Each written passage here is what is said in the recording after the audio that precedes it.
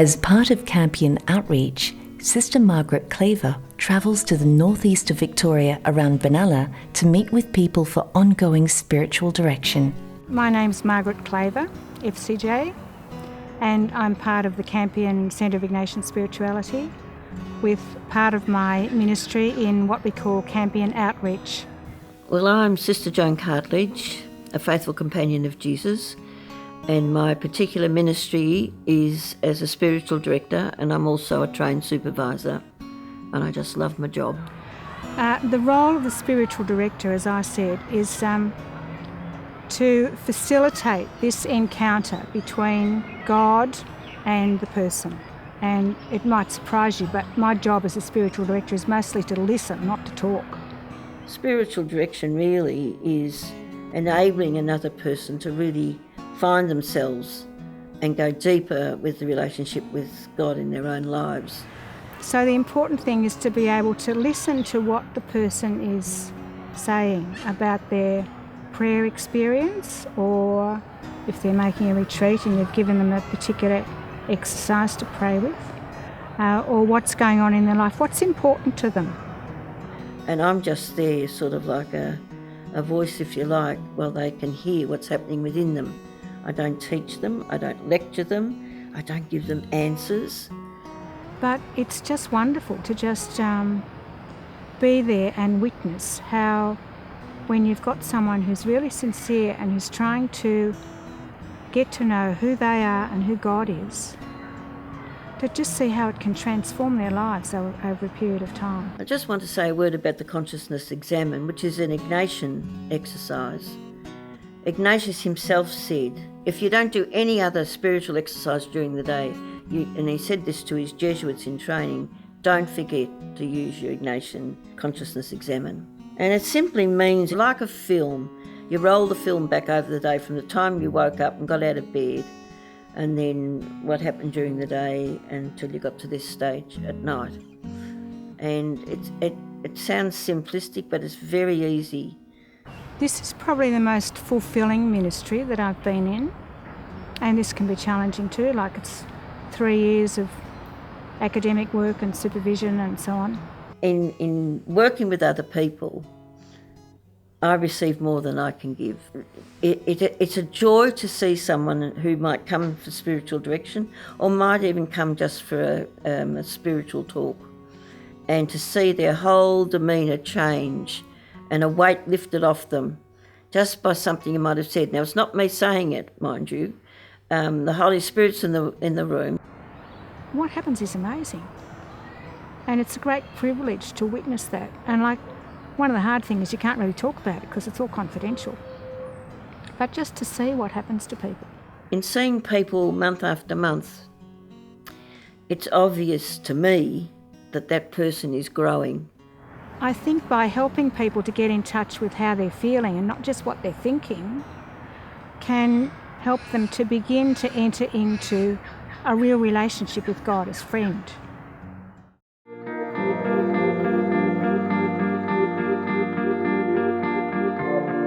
My name is Sister Mary O'Shaughnessy. I've been in FCJ for over 50 years, and I've worked at Villa Maria for 35 years, mainly in the school. But in the last 15, 20 years I've been involved in pastoral care across the organisation. The DAISY project links into our long history at Villa Maria. We started off as the Catholic Braille Writers Association in 1907, producing Catholic literature for blind people in Melbourne. And since then it has developed, and it has extended much beyond just blindness to all disabilities.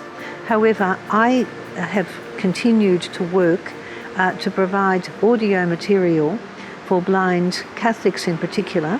We're working with the DAISY system, which is an MP3 type audio disc. We have 3 readers, one in Adelaide, one in Sydney and one in Melbourne. We send out 2 separate discs. The one for religious is about 4 hours in length. The other disc would probably be something like 8 to 10 hours, I would think. Well, the visitation program at Villa Maria goes back to its foundation, where we started in Paran, inner Melbourne, and volunteers would visit people in their homes, particularly people with vision impairment. alerting them to what was available, where they could get help. I've developed a team of 4 blind people, 2 severely vision impaired and 2 totally blind, visiting people in their homes with vision impairment with a driver. When I started up this program again about 3 or 4 years ago, I decided that I would have only visitors who were vision impaired. I've been at Villa Maria for 35 years. They have been extraordinary years. I have found tremendous support both in the staff, and to be able to help people with vision impairment is extremely important for me, and I think all of the visitors who go to would find it most rewarding. But just the human interaction with people has been great.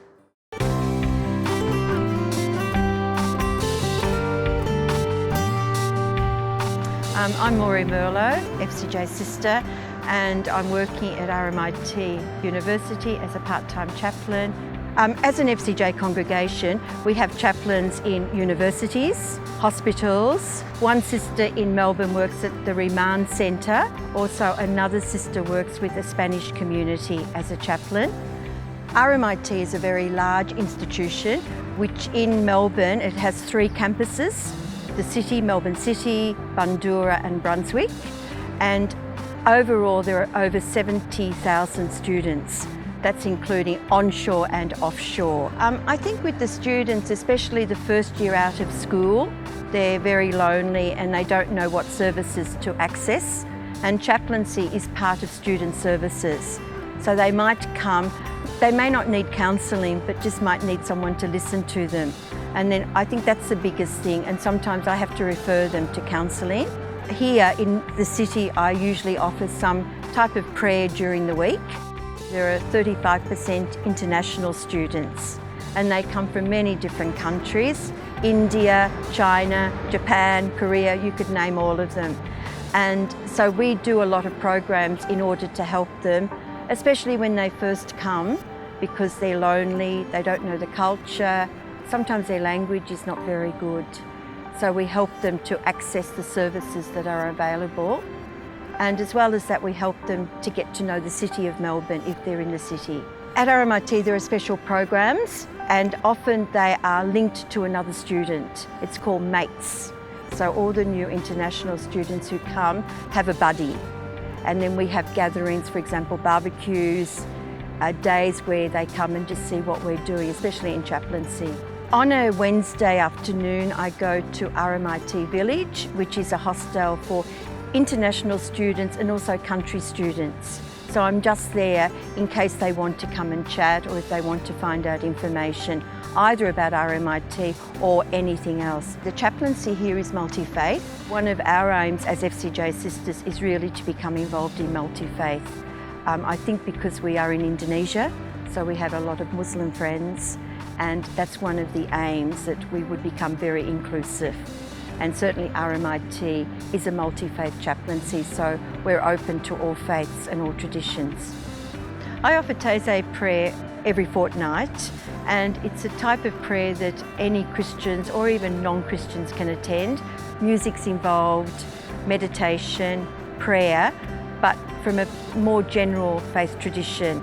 And Taizé is a little place in France where a lot of young people spend a lot of time there. So people are very familiar with that type of prayer. Chaplaincy is certainly very challenging, and I find it quite different from being in a school. But I find it very enriching, hearing their stories, both from staff and students, and how they cope with life, especially the international students, I think, in a different culture. So it's a time where you can listen and just help them deal with whatever concerns they have in a friendly environment.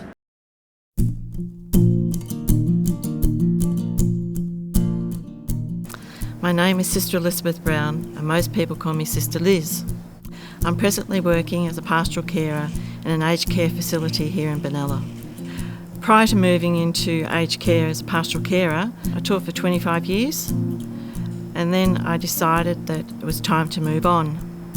So I branched into study and I'm now fully qualified to work with dementia care and services. But now I find myself doing pastoral care. My name is Sister Helen Buckley, FCJ, and I am the Pastoral Coordinator here in the Richmond Catholic Parish. My background is in teaching, and when I finished teaching I worked at Jesuit Social Services with marginalised young people, and I became very committed to working with people on the edge of society. And Father Stan offered me a job here at Richmond to look after the elderly people in the parish, so that's what I've been doing for 8 years. Doing pastoral care, I really feel that as a faithful companion of Jesus, that I'm now able to really bring that essence of my vocation to be with people and to be someone who enables Jesus to come into their lives. A typical day for me would be visiting perhaps 4 or 5 elderly people. Some of them live in Richmond on their own, and some are in nursing homes in various suburbs. And I take the parish bulletin, give them communion. Now and again they might ask me to buy them something they need, but mainly it's just to be with them and talk to them. When I come to our nursing home, I'll check first who needs a listening ear. As a faithful companion of Jesus, I now can bring Jesus to those people that I meet. So I could be sent to someone who's dying, who may be suffering from depression, or who just needs a friendly chat. Every Friday morning, I'll come here and visit Sister Anne, who's part of our community. Part of that gathering with her, we pray together, I chat with her, and then I give her communion, because she hasn't got the access to going to daily Mass like she used to. And I always finish our visit with a blessing where I pray over her and make the sign of the cross on her forehead, which she really appreciates. One of the greatest activities that brought a lot of laughter to the elderly residents who had some form of dementia was to tell them some jokes, because they absolutely love jokes. And you really tap into their sense of humour. Or I do a word game with them, and those who used to do crosswords when they were younger, their vocabulary would just come out beautifully. I think when you go to visit somebody and they're really happy to see you, it does you so much good. And I know when I walk in the door, usually because they're elderly, sometimes they forget what day it is and that I'm coming, and they always look so pleased to see me. I've come to realise that old people are on the very margins of our society, and the people who I visit were responsible really for building this church into the great place it is today. Many of them have no say in where they go, and there are not many nursing homes in Richmond, so they end up in different suburbs, some quite a long way away, and I feel we owe it to them. As a parish group here, we owe it to them to look after them. Over my life of ministry within teaching and within aged care, I've realised that you get more out of it than what you put in, especially in aged care. All the people want is a listening ear and someone who's got time to be with them.